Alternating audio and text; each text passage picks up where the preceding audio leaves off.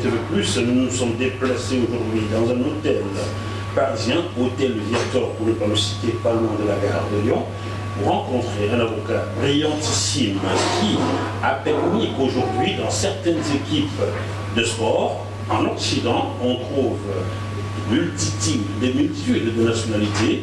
Vous avez par exemple vu tout récemment le club de Manchester City en Angleterre évoluer avec un 11 entrant dans lequel il n'y avait aucun Anglais, aucun Britannique, je dirais même. C'est grâce à l'arrêt Malaya. Malaya, nous allons en parler car c'est le 22e anniversaire de cet arrêt qui a permis qu'aujourd'hui on trouve ce genre d'équipe évoluer, qu'on trouve des équipes non discriminantes liées à la nationalité. Et cette personne est maître Michel Boteau, avocat au barreau de Marseille. Bonjour maître. Bonjour. Comment allez-vous? Très bien, et vous? Très très bien. Bon ben alors vous avez pu échapper à la grève vous avez brevé la grève pour être à Paris alors?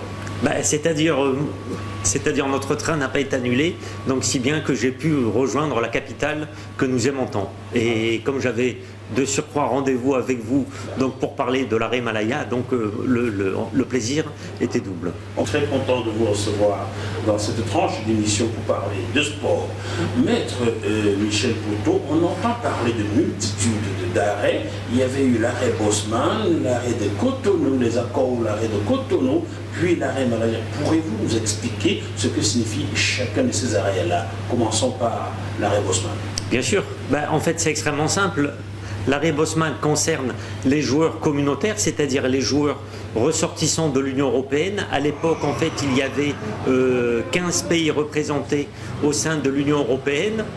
L'arrêt Malaja, je dirais, c'est le deuxième étage de cette fusée. La première fusée donc a concerné les joueurs communautaires avec Bosman. L'arrêt Malaja, c'est la deuxième fusée, les joueurs non communautaires, c'est-à-dire les joueurs non ressortissants de l'Union européenne. Et l'Union européenne avait signé une centaine d'accords avec des États tiers.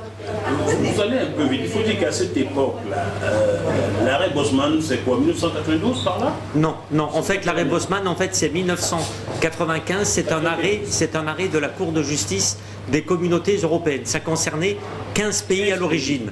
Après, il y a eu l'arrêt Malaja, donc de 2002, prononcé par le Conseil d'État le 30 décembre 2002, et l'arrêt Malaja a constitué une révolution pour la composition des équipes en ce qui concerne les joueurs qui ne sont pas ressortissants de l'Union européenne. Pour qu'on comprenne bien, en 1995, l'Union européenne n'est composée que de 15 pays.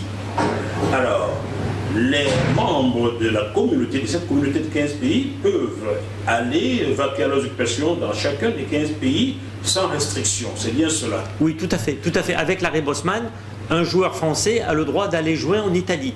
Et l'inverse, un joueur italien a le droit de venir jouer en France. On parle uniquement des joueurs professionnels. Ils sont considérés comme des nationaux. Voilà, comme des nationaux. Lorsque Marcel Desailly, le français, va jouer au Milan AC en 1993, par là. Oui, c'était avant l'arrêt Bosman. Il n'est pas encore considéré comme étant un national italien. Oui, il était considéré comme un étranger. Parce qu'à l'époque, il y avait les quotas. Parce que pendant longtemps, en fait, il y avait le protectionnisme dans le sport. C'est-à-dire qu'il y avait des réglementations fédérales qui imposaient la présence de 2, 3, 4 ou 5 joueurs étrangers dans les différentes équipes européennes, dans les équipes de championnat, nous parlons bien évidemment. Et justement, donc il y a eu le premier mouvement, l'arrêt Bosman, puis après le deuxième mouvement, l'arrêt Malaja, qui a tout fait exploser, ce qui fait qu'aujourd'hui le protectionnisme, entre guillemets, a quasi disparu et les clubs peuvent jouer avec une multitude de joueurs étrangers. Cette émission vous a été proposée par Acto Consulting, entreprise spécialisée dans la transformation digitale en Europe de l'Ouest et en Afrique centrale. Nos services, conseil et intégration Customer Experience, conseil et mise en place de vos programmes de carte de fidélité, outsourcing informatique. Retrouvez-nous au 15 rue d'Aïol 75 001 Paris, sur www.acto-consulting.com, sur contact@acto-consulting.com et au 003 37 83 98 74 22. Acto Consulting.